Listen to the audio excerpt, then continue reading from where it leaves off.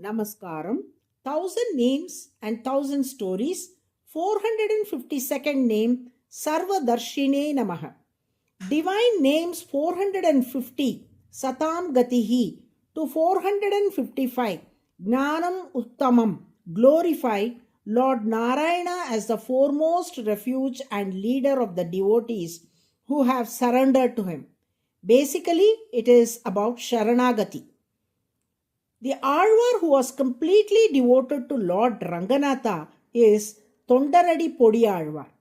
The sacred hymn he composed is Thirumalai, where he has sung a hymn, the meaning of which is, just as he once rose to protect his devotees with bow and scepter, I do not ask Lord Ranganatha to take up arms to save me.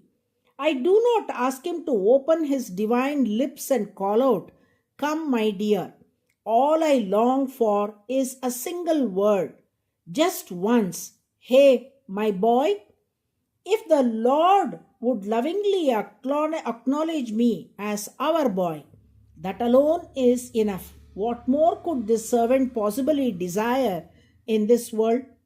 Hearing this, Lord Ranganatha exclaimed in wonder, "Ah, even in this world, known as the realm of darkness, there exists one who is firmly rooted in both devotion and the vow of complete surrender, like Tondaradi Podiyalvar." We have been watching those who pursue various means, such as Vedic rituals and paths like Bhakti Yoga. We also observe those who take refuge in Sharanagati, complete surrender. But never have we seen a devotee with such unwavering surrender.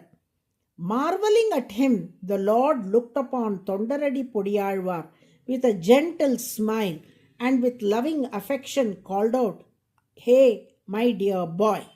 Hearing this, Tondaradi Podiyalvar sang the next verse, saying, "O Ranga, you who dearly love those who surrender to you, when you see someone firmly rooted in the path of Sharanagati, absolute surrender, your joy overflows. It shows clearly in your gentle smile." A detailed meaning of it is, "O Ranga, you rejoice upon seeing those rare souls who rise above worldly pleasures and attachments, who have realized the true knowledge that all Jivatmas exist solely as your servants, who understand that serving you is the highest purpose of life. And when they serve you in that spirit, they do not do so to add to your divine bliss, but purely out of their own joy in serving you. It is such Sharanagatas that delight you the most. What is the nature of their Sharanagati? Tondaradi Podiyalvar vividly captures it with a phrase. The meaning of it is, their surrender is so complete, it is as if they have bowed their heads in total submission, offering themselves like captives, holding nothing back. Bowing the head symbolizes letting go of the ego and the I and fully surrendering to the Lord. Yet, even after discarding the ego, a subtle stock may remain, the thought, "I performed Sharanagati." That very notion becomes a slender remnant of pride. It signifies a surrender so deep that even this subtle stock is broken, a complete realization that it was not I who surrendered, but the Lord who made me surrender. With this understanding that without His grace, even surrender is impossible, one lets go entirely, depending wholly and humbly on Him alone. Such Sharanagatas, those who surrender completely, are known as living idols. Idols meaning lazy. Not in the ordinary sense of laziness, but in the deepest spiritual sense. In contrast, Those who lack faith in the Lord and do not follow the principles laid down by our scriptures are referred to as fallen idols. They are called living idols because they do not strive through rigorous spiritual practices like penance, meditation, or ritual. They have renounced all self effort, swatantra prayatana, and rely solely on the Lord's grace. Their greatness lies in not doing, but in letting the Lord do everything for them.